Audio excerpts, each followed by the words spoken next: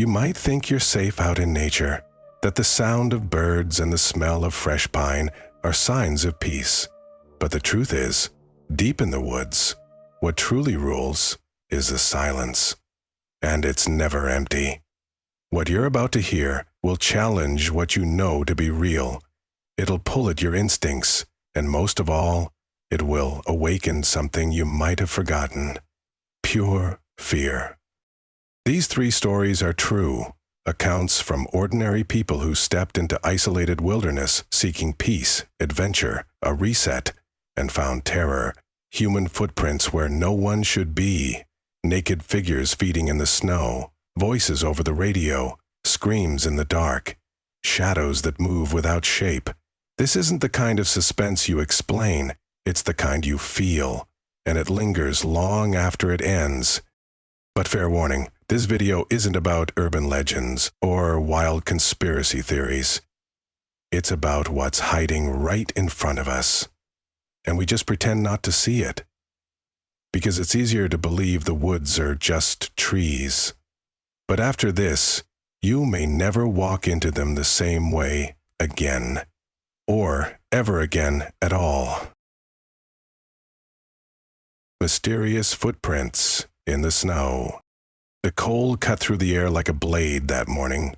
Fresh snow covered every inch of the ground untouched, until he saw them, a single trail of human footprints coming from the forest leading directly to his car. But here's the thing. They didn't go to the house. They didn't go anywhere else. As if whoever, or whatever, made them had appeared out of nowhere.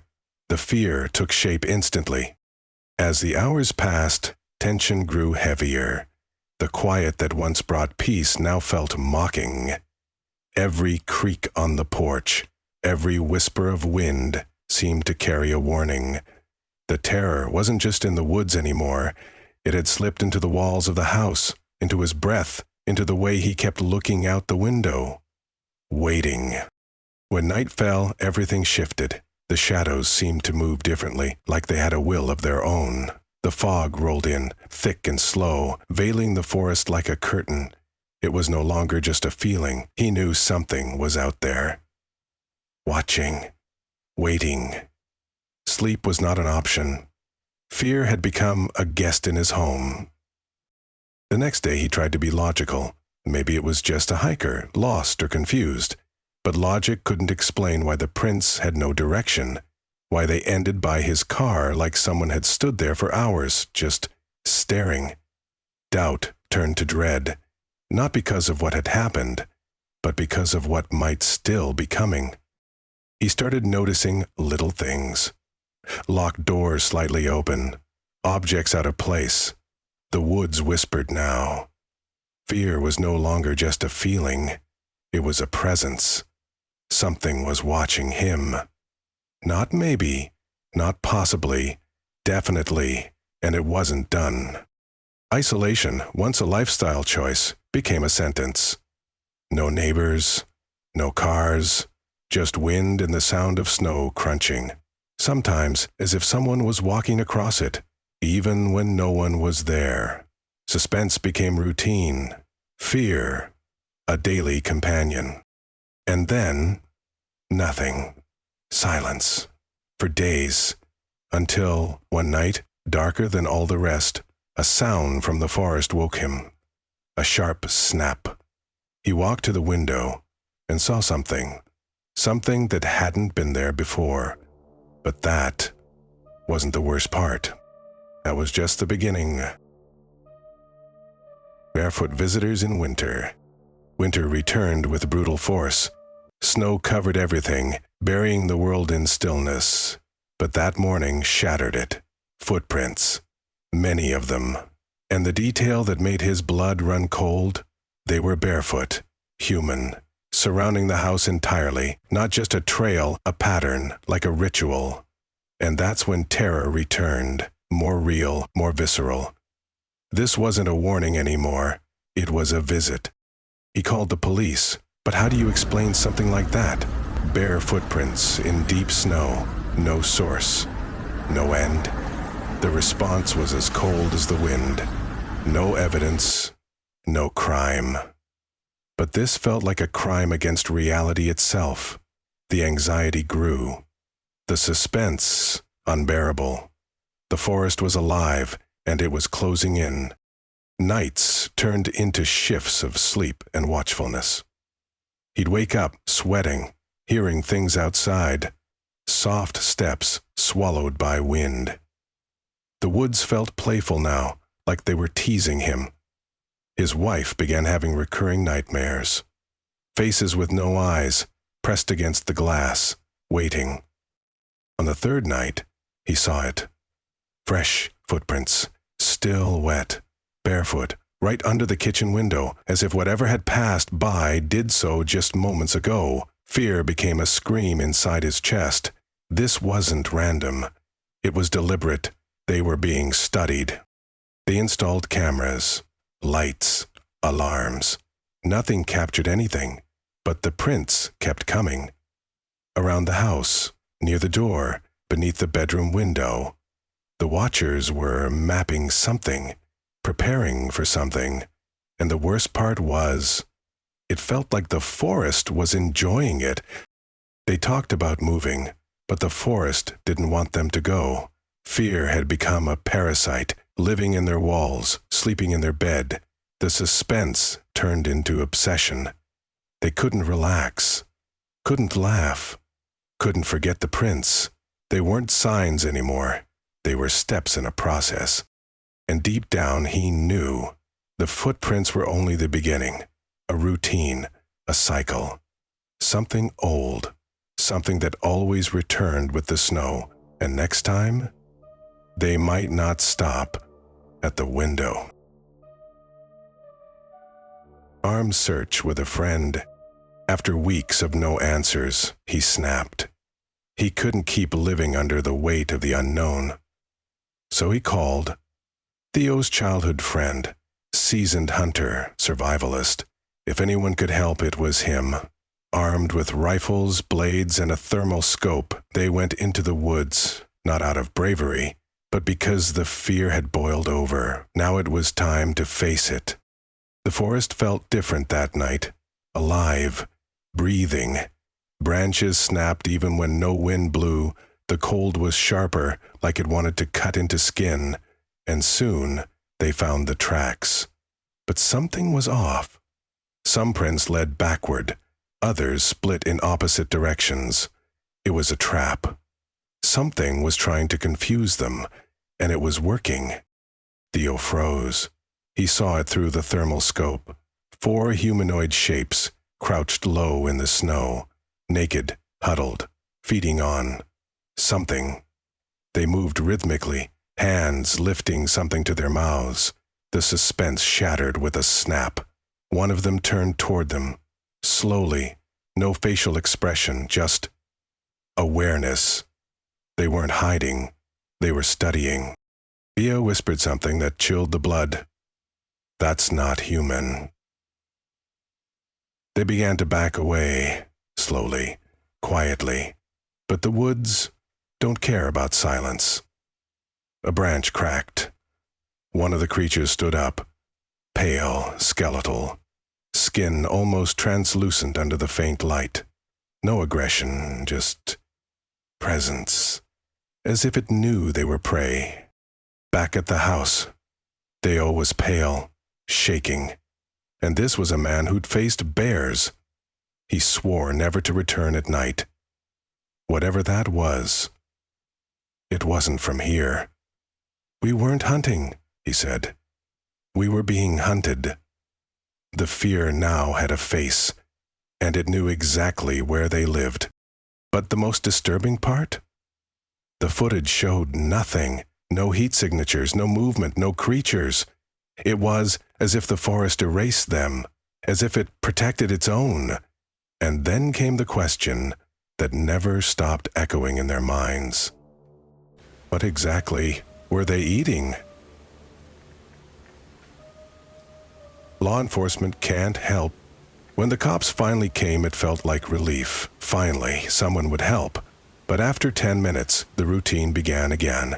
No crime, no evidence, no case, just footprints. Fear doesn't make it into official reports, but the terror, that stayed, living in the cracks of the house, watching. They pleaded, showed the tracks, described the creatures, mentioned Theo. But the officers' faces said it all. Disbelief, polite smiles, ready to leave. They didn't understand the suspense that turned your own home into a prison. The forest stayed quiet, as if mocking them, and nothing changed. Days became heavier. They questioned everything, even their own sanity. Were they really seeing this? Or was the forest getting into their heads? The worst part wasn't the fear anymore. It was the helplessness. If not even the law could help, what hope did they have? They started sleeping with knives, lights on, alarms primed, but no amount of security could erase the feeling that something was creeping closer. Suspense became their new normal, fear their daily state. The human mind has limits, and theirs were crumbling. What unsettled them the most? There was no pattern. Sometimes days would pass in silence. Then, a thump on the porch, a new print, a whisper in the trees, as if the watchers were reminding them, we're still here. The forest was patient, watching, waiting. Their home was no longer a home. It was a glass cage. The forest had made its move, and now something was happening miles away to someone else, alone. Solo hiker stalked on the trail. He just wanted peace. That's all. To unplug for a few days, escape the noise, and reconnect with the quiet along the Pacific Crest Trail. The plan was simple. Walk, camp, breathe. But the forest has a strange way of turning silence into suspense. The first few days went fine until his gear started disappearing. Small things at first, but then more. Someone was out there, watching. The footprints around his tent didn't lie. These weren't animals. This was a person, or something walking like one. He began hiking faster, setting up camp at odd times, constantly glancing over his shoulder.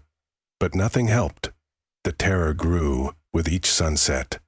The fear seeped into his skin, his lungs. What haunted him wasn't the presence, it was the silence. On the third night, he heard voices. Low, distant, almost playful, like laughter. Then came the hallucinations, or so he thought. Faces between trees, shifting shadows that didn't match the wind, a whisper that sounded like his name. The suspense wasn't just psychological anymore, it was physical. Every sense was on edge. Every night became a test of endurance. Then came the fifth day. He woke up, and his tent was gone. His bag, his food, everything, except the clothes on his back. And standing in the trail like something out of a fever dream was a man, wearing his stolen shorts, wild eyes, matted hair, silent, still, just staring. The forest fell silent with him. His body reacted before his brain. He ran, hard, no direction, no plan, just pure instinct. Terror fueled his legs. Branches scratched his face, roots nearly snapped his ankles, but he didn't stop. Because he knew if he looked back, he might freeze. He might not make it out. He collapsed hours later, sobbing, trembling in the dirt. He was found, miraculously, by a couple of hikers. But something in him had changed. He never slept soundly again, never hiked again. The suspense followed him to the city. The fear stayed lodged in his chest. And to this day, he still wonders, what would have happened if he'd looked into that man's eyes? Because out there, the woods don't just watch, they remember. Loggers attacked in remote forest, The shifts were brutal. 20 hours a day surrounded by towering trees, deep in a forest where no signal reached. The logging crew had grown used to the isolation, to the routine. But that day, something shifted. The radios started acting up. Strange static, words they couldn't understand, distant voices that didn't sound human. At first it was odd, then it was terrifying. Suspense cracked the surface. Everyone felt it, the sense of being observed, of not being alone. And then they found it, a torn-up tent in the clearing, littered with children's clothing and drawings, crude, eerie sketches hanging from the trees. No kids, no campfire, just wrongness. The kind of fear that makes your stomach twist, the kind that makes grown men go quiet. Some wanted to leave immediately, but contracts are contracts, and that forest, beautiful by day, turned hungry by night. The attack came suddenly, screams, 2 men dragged off into the dark. No one saw exactly what took them, only shapes, fast, powerful, man-shaped, but wrong.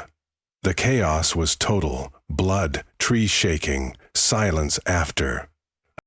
One man made it out alive, barely, covered in slashes, eyes hollow, said there were 2 of them, tall, naked, coated in dirt. Their eyes glowed. They spoke to each other in sounds he couldn't place. But what shook him most wasn't their appearance, it was their joy. They were enjoying it, he whispered.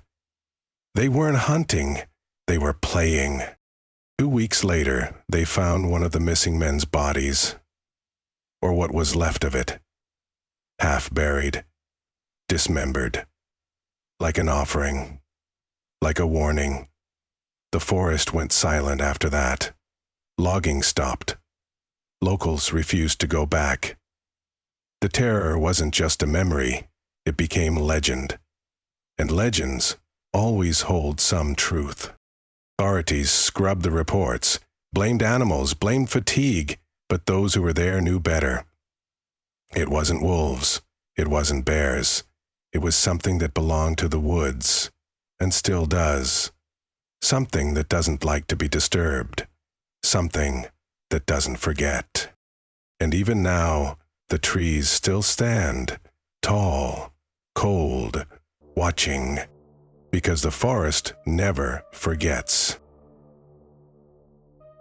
So tell me, do you still think a trail in the woods is just a peaceful getaway? These weren't stories to spook you, they were warnings, the kind no one talks about. These people weren't attacked by monsters, they were stalked by the unknown. And in places where GPS doesn't work, fear becomes the only thing that guides you. Do you realize how many people vanish in the wilderness every year and are never found? Were they just lost? Or did they cross paths with something no one was meant to see? If you felt fear while watching this, maybe that fear is telling you something. Maybe it's trying to keep you alive. Now it's your turn. Which story shook you the most? Would you still go camping alone after hearing all this? Or have these stories changed the way you see the forest forever?